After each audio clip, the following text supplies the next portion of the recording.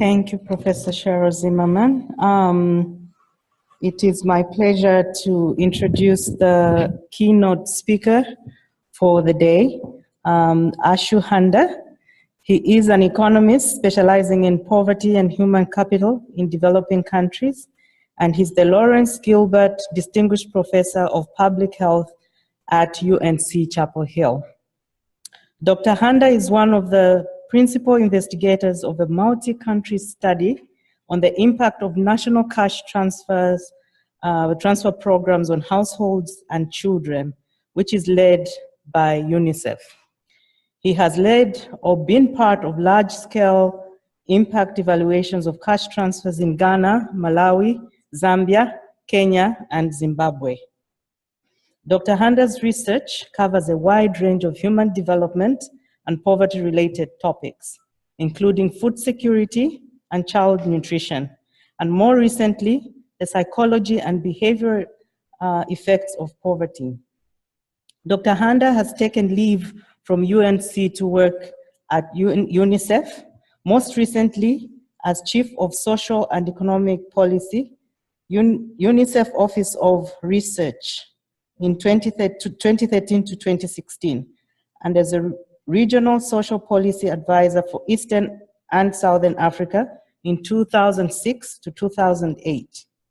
Dr. Handa has previously worked at the Inter-American Development Bank, the International Food Policy Research Institute, a university in Mozambique, and a University of West Indies, Mona. Ashu was born in Tema in Ghana and is an avid fan of the Black Stars. And for us, Ashu is our brother. He is an African son. So please help me welcome Ashu Handa.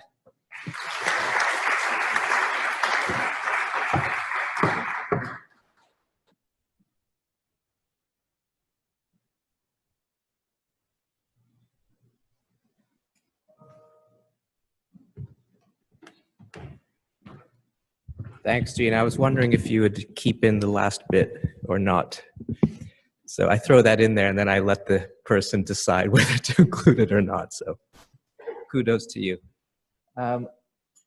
When Gina first asked me to do this, the first thing I said was, are you sure you have the right person? Then I said, let's talk about it. And as we talked, because at that time I didn't know too much about the GSDI, I basically spent a lot of time doing like this, and I realized, yes, okay, we have a bunch of stuff in common, and I hope that that will come out as I explain to you what we've been doing in the transfer project, which I think has many of the elements that we heard yesterday from Professor Sheridan and what we heard today from the Dean, and what Gina spoke about herself.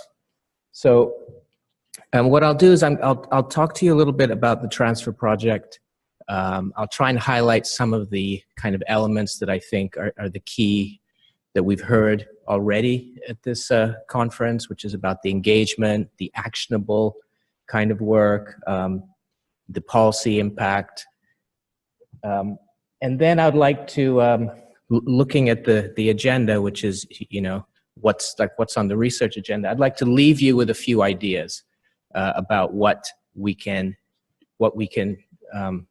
need to be thinking about, I think, about when we talk about poverty alleviation and long-term sustainable development. So let me make sure I have the time right. And so let me start by just kind of reminding some of you, and by the way, just to say that a bunch of collaborators of the transfer project are actually in this room. So they could certainly help us out in terms of answering questions or giving additional reflections. One thing that's not clear necessarily to people, depending on what discipline you're from, is the magnitude of cash transfers as a basically as a poverty reduction strategy in developing countries. All right, people have called this the quiet storm. But the fact is that actually now in developing countries, the #1 poverty alleviation strategy of governments is a cash transfer, okay? And I think once you appreciate that, I think it's a game changer in terms of what we can do with that, okay? And that's where I'd like to end this conversation on. So there's some facts here, and I took Professor Sheridan's approach, which is that I have a lot of slides, and they can be left here for the record, right? Hopefully they'll be made available publicly, and I'll just go through some of them. I won't go through all of them, but you know, over 1 billion people in the world. The largest cash transfer program is in China, the DBAO. Most of the programs are unconditional cash transfer programs. They are conditional cash transfers. Those are primarily in Latin America. But really, most of the programs worldwide are unconditional. And virtually all the programs, with one or two exceptions in Africa, are unconditional cash transfer programs. So a lot of excitement in sub-Saharan Africa, right? If you look at these numbers, a doubling of cash transfer programs just in the last, 5 years or 7 years, like in this decade alone, okay? And here now, I'm referring to government programs, all right? Now, obviously there are humanitarian programs, there are NGOs working on cash transfers. I'm talking about national programs that are basically implemented by the Ministry of Social Welfare or Ministry of Gender and Social Welfare or Community Development and so on, all right?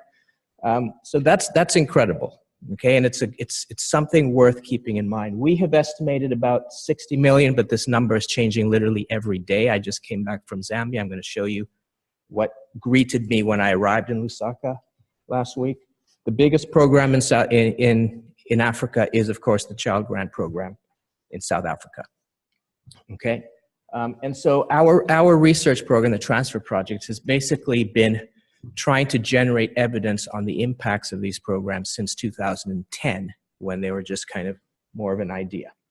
Now, so I just came back from Zambia, which is a country that we've been working on for 7 years. And this is, so I arrived on the 1st, last Sunday, and this is the Daily Mail. And the budget speech of the Minister of Finance just came out on Friday. And guess what we found on page 3, right? 2.3 billion of government money, right? Taxpayers' money. I know there's some taxpayers of Zambia in this room here, going to social cash transfer programs, right? That's incredible. That is really, I mean, if you've been around Zambia in 2003, 2004, 2005, and someone told you this was going to happen, you would say, not here. So this is just a kind of drop in the bucket in what we are seeing throughout sub-Saharan Africa. This is the program, all right? This is the instrument. And I think my question or my challenge maybe for the GSDI group is, how can you leverage this program in your own work? Think of this as the base. And what can we put on this base to make these programs even more successful? Okay, and so by the end of this year, we're estimating about 550,000 households in the Zambian National Cash Transfer Program, the so-called inclusive model. Next year, the promise from Minister of Finance is to take that up to 700,000. If you think that the average family size is 5 to 6, multiply that by 700,000, you get about 4 million people. The population of Zambia is what, roughly 16, 17 million? You do the math. We're talking about 20 to 25% of the population of Zambia will be touched by the National Cash Transfer Program. And Zambia is not alone in that, okay? So this thing is massive. It's fantastic. It's massive for those working in poverty, particularly in social welfare and social work. This is an incredible opportunity for us. Okay, just go back to last year, the election, right? So this is the election. This is a billboard in Lusaka, and there's the incumbent. And look what the platform is that he was running on, right? Now, again, to think that this would happen in Africa, I mean, this doesn't even happen in the US, obviously. We can't even mention welfare in the US, otherwise we get crucified. This is happening in the poorest region in the world, okay? So it's a really exciting time for those of us working in this area. In the recent election in Kenya, Uhuru Kenyatta, the incumbent, as part of his platform, promised a universal child grant to mothers with, who are either pregnant or with a child under 5, right? And that was his election platform, okay? So it's not unique to Zambia, it's all over, all right? So let me go quickly and talk about the transfer project a bit. Okay, and we have a website and we have colleagues here. You can talk to them over the coffee break. They are the ones working on some of these projects. It's led by UNICEF, as Gina mentioned. We started off in 2009 with a stakeholder consultation. Essentially around that time, there was this, and this was when I was based in Nairobi in UNICEF, there was this idea that cash transfers were something we wanted to try and discuss, open up the kind of policy debate with government about cash transfer as an option, right? And so around that time, we had this consultation and we kind of said, let's get together and think about a systematic approach where we could develop the evidence base, okay, around cash transfers. Some of the key features of our approach, again, was that we're only talking about government programs, national systems. The government was always the client, okay? UNICEF was the honest broker at the country level to get government to the table, to talk about this, to think about evaluation. Everything was funded domestically to make sure that there was ownership and so on and so forth. It's all actually listed out in the book. So just to give you an idea of what we have accomplished so far, and again, this is still ongoing, but these are just some examples of the countries that we have been working in. And again, these are all national programs. So these are, we're talking about rigorous, large-scale impact evaluations of national cash transfer programs. It's not an easy thing to do if you think about working with government and what that entails, and program rollouts and political objectives. So some examples of the countries, the programs, the impact evaluation design. In many cases, we were able to implement RCTs, as you can see, but not always. These are the survey years. These are large surveys, over 2,000 up to 4,000 households, longitudinal. The first year is always a baseline, followed by follow-ups, sometimes multiple follow-ups. There's always some kind of control group. So they're all very rigorous in that sense. The red indicate studies that are ongoing. We have data that's just hot off the press from Ghana, in which Isaac was heavily involved in. Some of the study team were surprised to see him here, actually. Just a testimony to Gina, the force of Gina, I guess, that people have been referring to. But anyway, some of the kind of approaches in the evaluations, right? So again, it's government programs we're talking about. We always have been trying to get mixed methods as well, to hear from the beneficiaries themselves. We have our mixed method, our qualitative specialist here in the room, Claire. We always implement a very large survey instrument, a multi-topic instrument that covers all these areas. The reason being, if you think about a theory of change, and you were to give a household an unconditional cash transfer, can you just imagine the theory of change for that thing and how complicated it is? You would spend it on schooling, you would spend it on health, you would spend it on your non-farm enterprise, you would spend it on your fertilizer. Do you see what I'm saying? It's because people can do anything they want, we have to basically measure everything, right? So that is both fun, but also extremely challenging, but worth thinking about. Let me, looking here at the time, okay. Let me maybe, because assuming that most of you are maybe not so familiar with national programs in Africa, let me quickly give you a snapshot of what they look like. You know, if someone was to say, well, what does the Zambia program look like? What are the key features, right? So your typical program in sub-Saharan Africa will target both on poverty and on a demographic criteria. In the Zambia case, the so-called inclusive model has a poverty cutoff, and it also has a demographic, like a categorical cutoff. So a person with a disability, high dependency ratio, household caring for orphans, and so on. In Ghana, it's the same thing, female-headed households, elderly disabled, elderly poor, OVC. Kenya, the Kenya program is an OVC program, and so on. So all are targeted on poverty, and in addition, there's a categorical component, a demographic component. We're roughly talking about $10 to $20 per month, depending on the country. Typical beneficiary is living on about anywhere between 30 to 80 US cents per person per day. So in Zambia, for example, the average consumption is about 45 cents per person per day. These are very poor households. In Ghana, a bit richer, it's a richer country, 80 to 90 cents per person per day. Kenya, about 50 cents per person per day. These are the ultra poor. These are the people you want to be working with, I presume, right? So again, massive scale up in the last few years. Typically, payments are made in cash bi-monthly. I don't know why I have all those colors. Here's some pictures. So this is what we call push.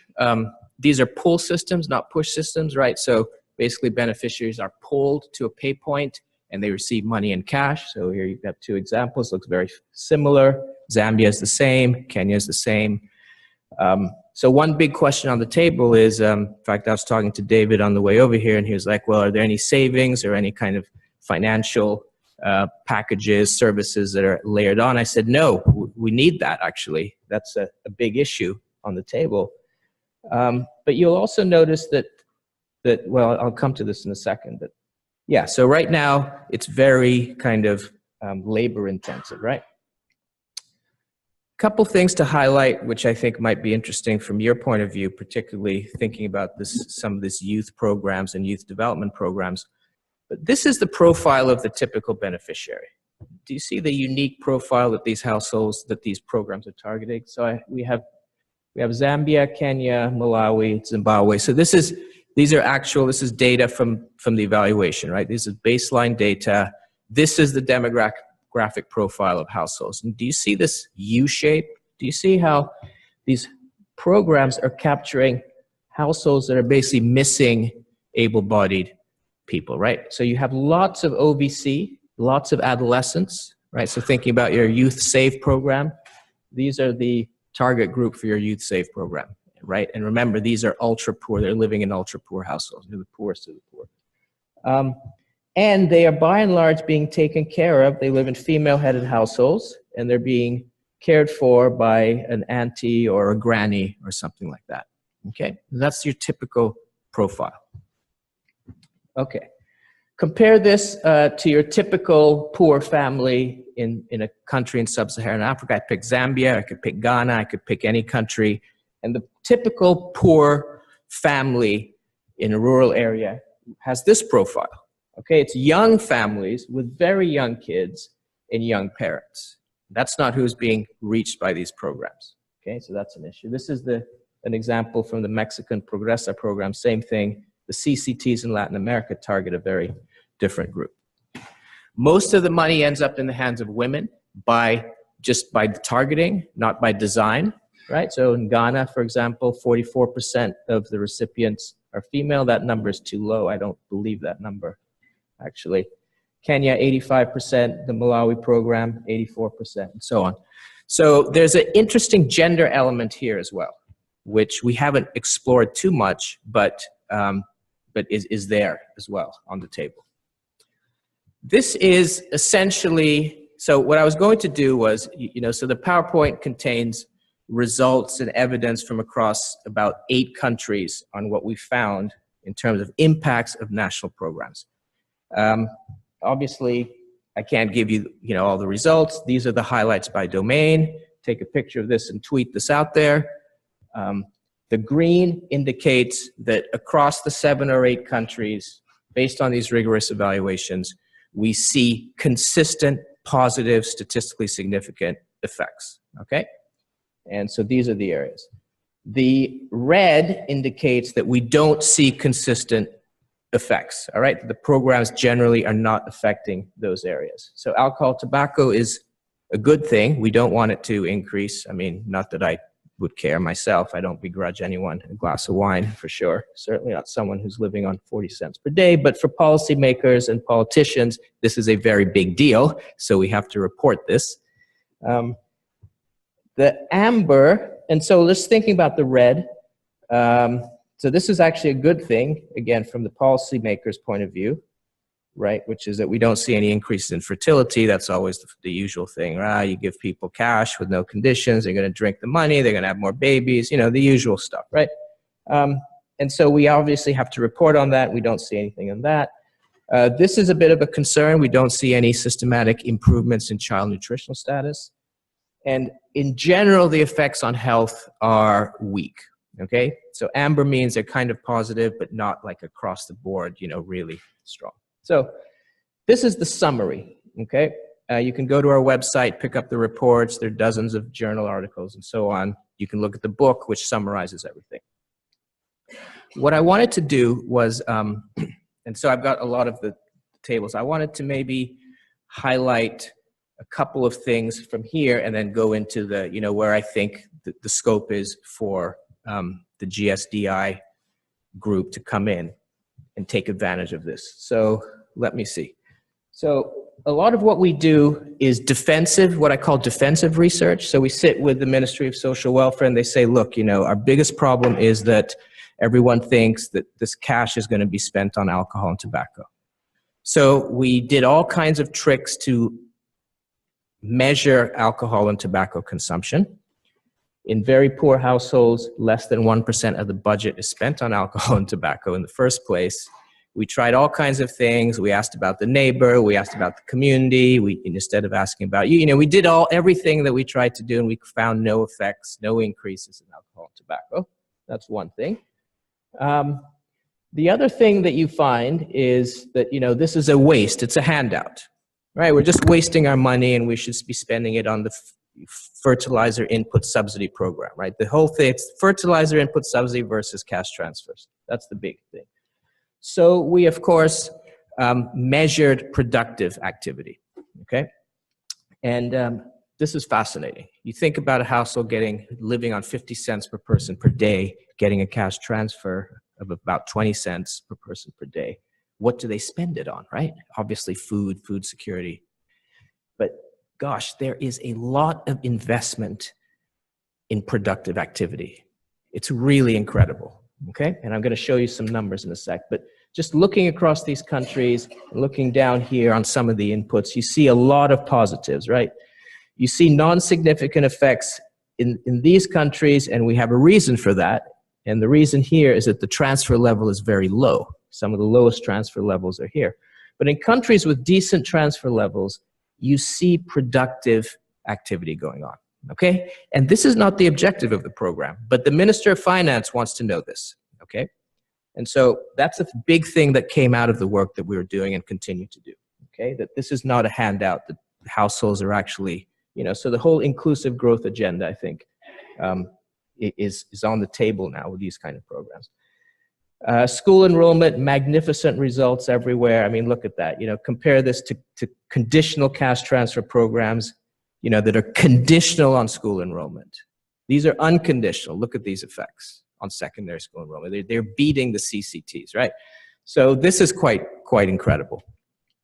The other claim, of course, from the press and from citizens and, of course, the Minister of Finance is that it's going to make people lazy, right? Same thing here in the States. People will be lazy, you give them money, they're going to start working.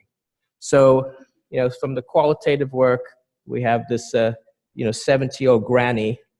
And, you know, what is she saying? She's saying, well, when I have this money, I don't have to actually go and, you know, do the weeding for the person there. I don't have to do the ganyu, right? The ganyu is the slave labor.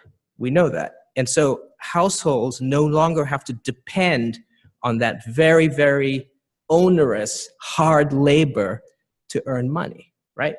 So if you don't understand the social context of ganyu, labor, the casual piecework, then when I show you this result, which is that one of the big impacts you see across the board is a reduction in that part-time or piecework, maricho, ganyu, whatever the word is.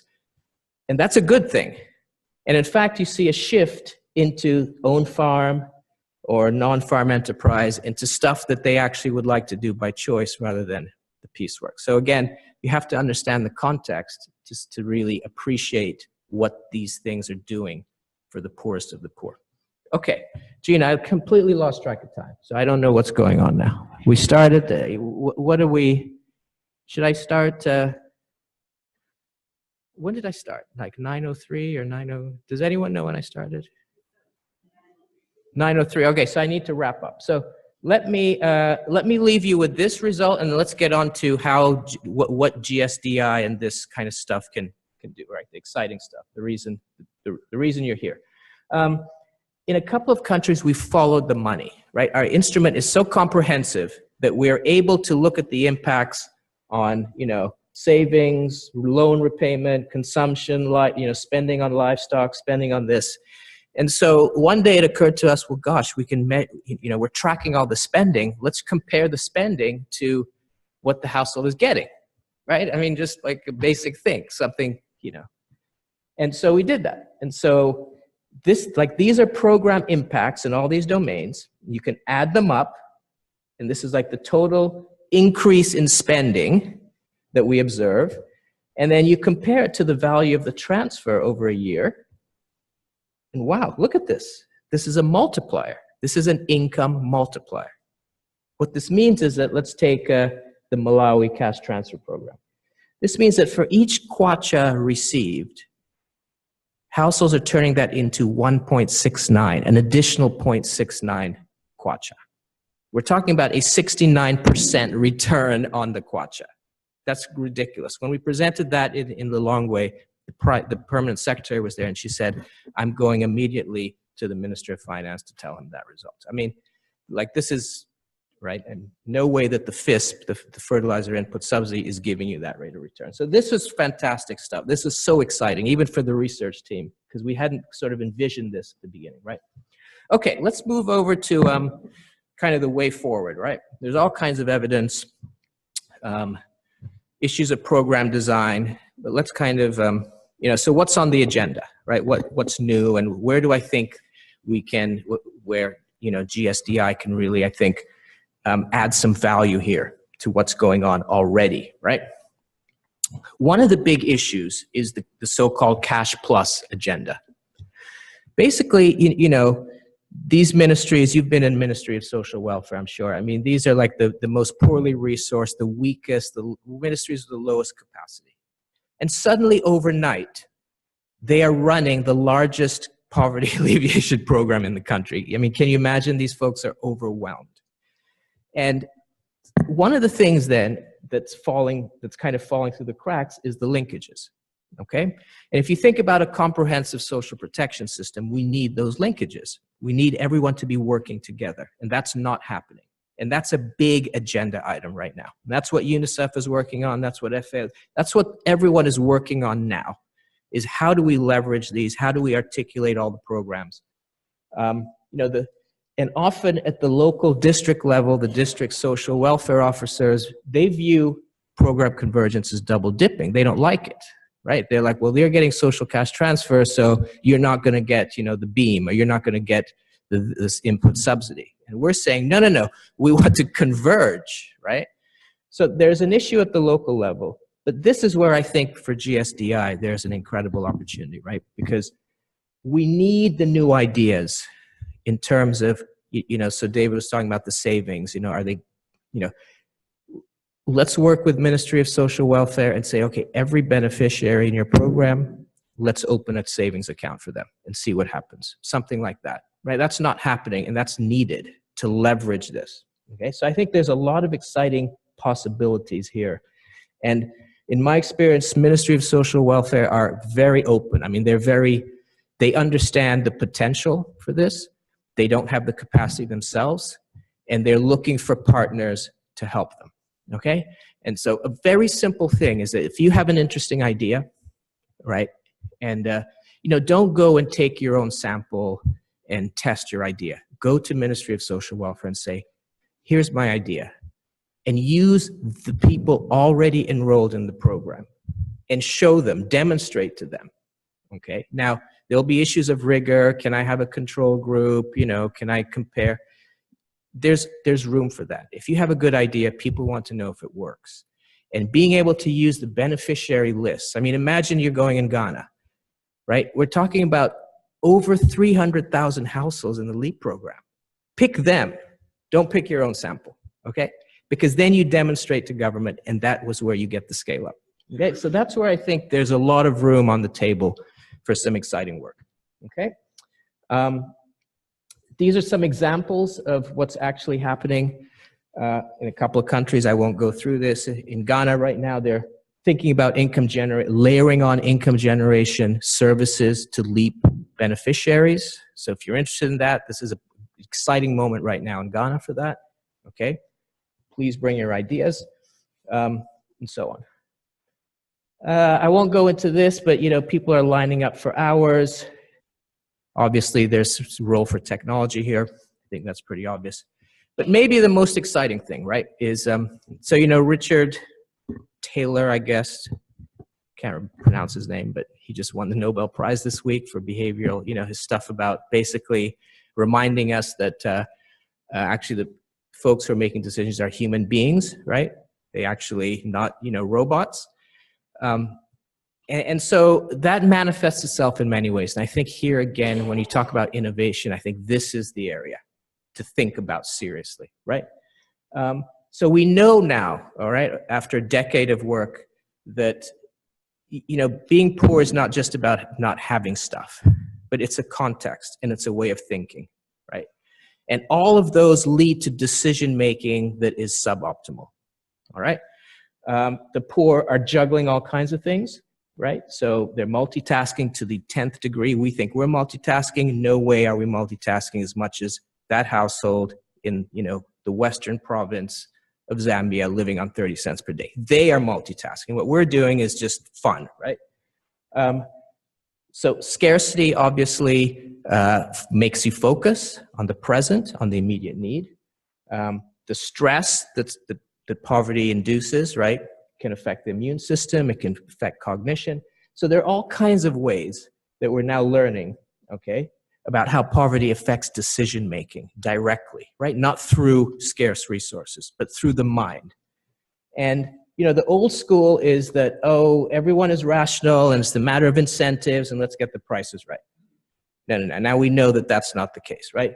And now we know that it's all about, actually, it's not all about the prices matter, but it's about understanding how decisions are being made. Okay, so low savings rate is not just because people don't have money, but there are these other barriers, right, that are non-financial, that have to do with beliefs, that have to do with social networks. Your friend is in need. You're not going to say no because you live in a social environment, and so on. Here's an example. So I know the time is going, Gina. Let me leave you with one example, then we can close. So in our work across these countries, we've introduced a set of kind of behavioral type questions, and this is a classic example of a question that we have introduced in virtually all the countries that we work in, and essentially it's an intertemporal choice question, right? Let's say you won the lottery and you get 200 kwacha now. Basically, how much would it take to get you to wait and not take the 200 kwacha now? Like, how much extra do you need, right? And we give you some choices, up to 4 times that amount. Okay, and what we're trying to understand is how liquidity constraint, how myopic people are, how desperate they are, and we find all kinds of interesting things. Just looking at the baseline data in the Zambia case, about 21% will never wait for future money. In other words, even if you offer 4 times the amount in 1 month, they won't wait. They want the 200 now. Okay. So here's an example of what I'm talking about. Okay, so the typical economic explanation for this, right, is, well, people are desperately poor, they're liquidity constrained, and so they want the money now. That's the old school. The new school is saying, well, hang on. There are a lot of things that go into decision making, including your psychological state, right? So we measured stress in these households. And look what you find. First of all, you find that households in the treatment group, okay, and so the outcome here is being impatient. Okay, you will never wait. You always want the money now. We want people to be more patient. So households in the treatment group are always more patient. They have the cash. They're less liquidity constrained for whatever reason, so they are more likely to wait to get the more money in a month. But if you cut it by those who display high stress and low stress, look what you find. Okay, so we have a stress measure, the famous Cohen stress scale. And even in the treatment group, those who measure high on the stress scale are more likely to be impatient, myopic, right? Similarly, in the control group, those who are displaying higher stress are more likely to be myopic. Okay, and this is one of the big points. The point is that your psychological state is also affecting your decision-making, your economic decision-making, with implications, right, for your well-being, for your future well-being. And this is the kind of thing. In other words, what is it that affects decision-making? What are the factors that get people to save? And it has to do with, you know, what's in the mind and what are the determinants of that? And I have another example for Kenya, but it's the same thing. This is now looking at young people, and again, it's the same thing. You see that young people who score higher on the depressive scale, the CESD, are more likely to be impatient. Again, so you see it among youth, you see it among the elderly, but I think it opens up a whole new world in terms of thinking about why people continue to be poor, right? And and the factors that affect their decision making, right? And those factors, right? So poverty is it's not just a deficit of income, but it's this context. And in particular, the psychological states. If you're stressed, right? If you're not satisfied with life and so on, if you're unhappy, you make decisions that are suboptimal. The social structures, the beliefs, these are all things, you know, the cognitive part, these are all things that are fairly new, that we need to, I think, take a little bit seriously if we really want to try and address, you know, kind of the structural determinants of poverty. So I will leave you with this as a kind of a, you know, I wouldn't say a challenge, but just hopefully something to inspire you to think about in terms of the innovation part of what you're doing. Thank you very much.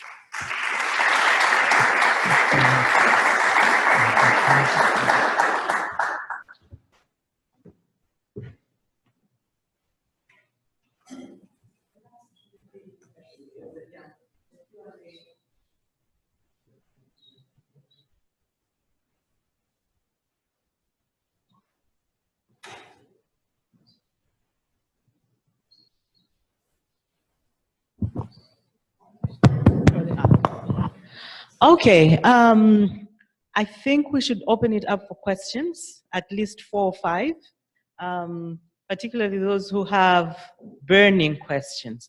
I know that one of my sisters works for Ministry of Social Welfare, and she rose some of these up.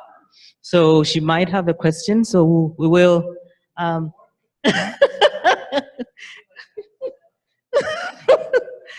Questions, please? Yes.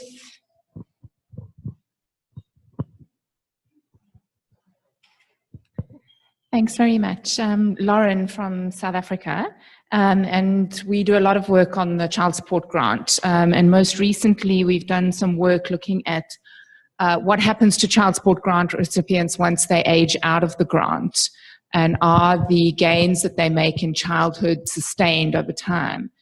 And unfortunately, what we're seeing is very marginal gains, and that those, coming back to your cash and care point, that those are severely undermined by lack of programs targeting young people once they turn 18. And I just wondered, you said that you've been collecting data on transitions to adulthood.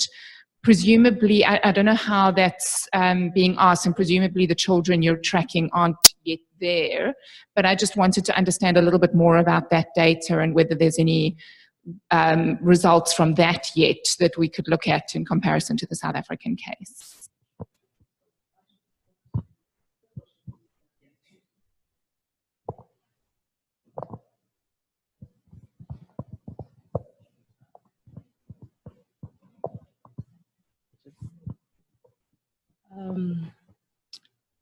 My question, or is it my name first? Okay.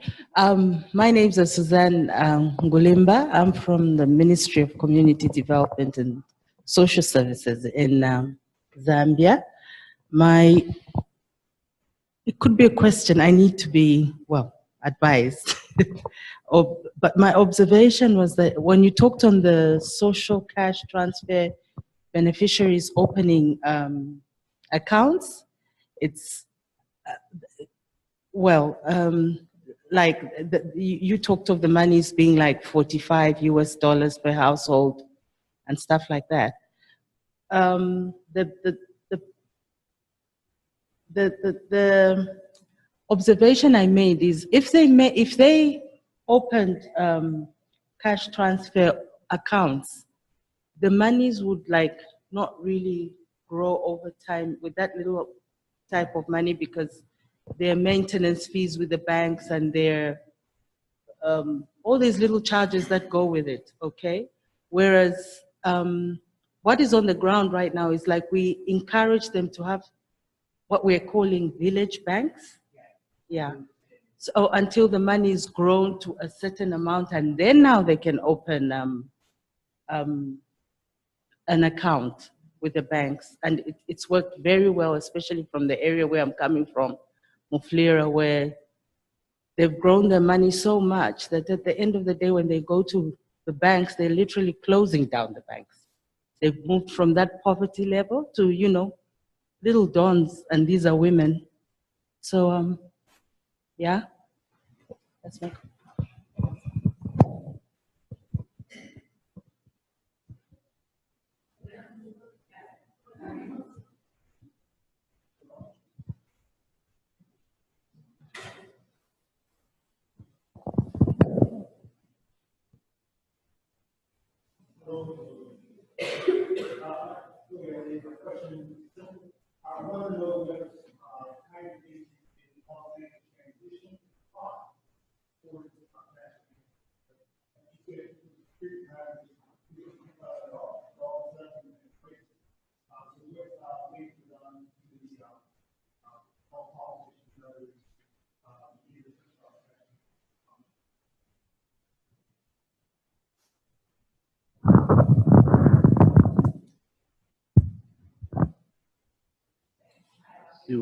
Oh yeah. So again, sort of Lauren's question. I was at another meeting, so after last week, there was a lot of talk about youth bulge and unemployment being incredibly high, particularly in the 18 to 24 age group, and talk about their base income grants. And countries are thinking about, again, not, just cash. For as opposed to some of the charging that's happened by the child support grant, which is not have a child or that we've seen that having income for.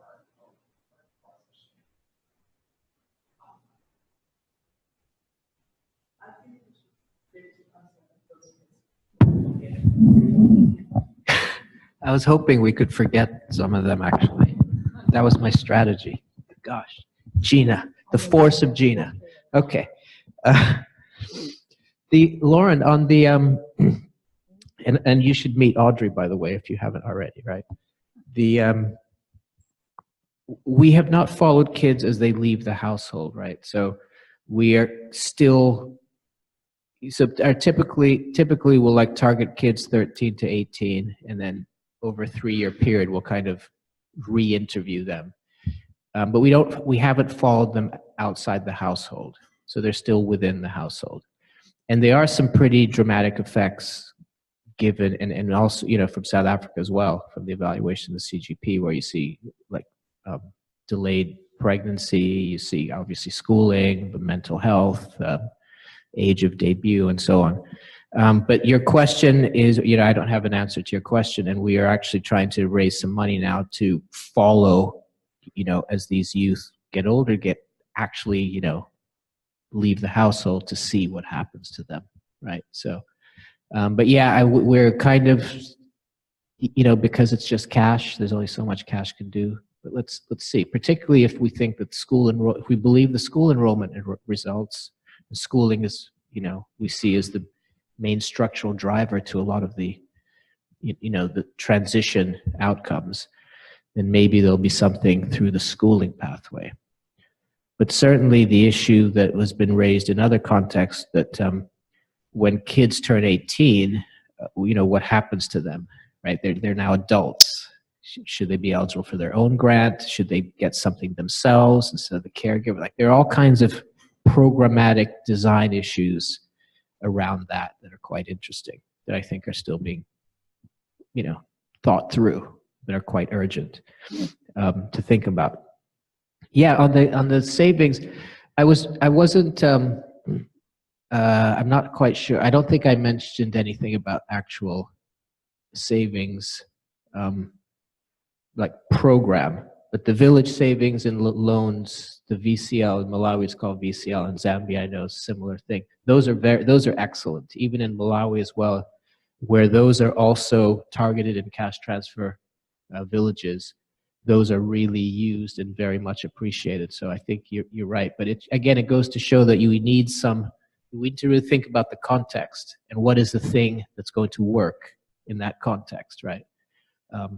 But we've seen across the countries a big increase in savings. And when we ask the question, where is the money kept? It's, 80% of the time it's still kept at home. So there's a need to think about what it is that we can do to encourage savings, right? So yeah, that's a good point, I think.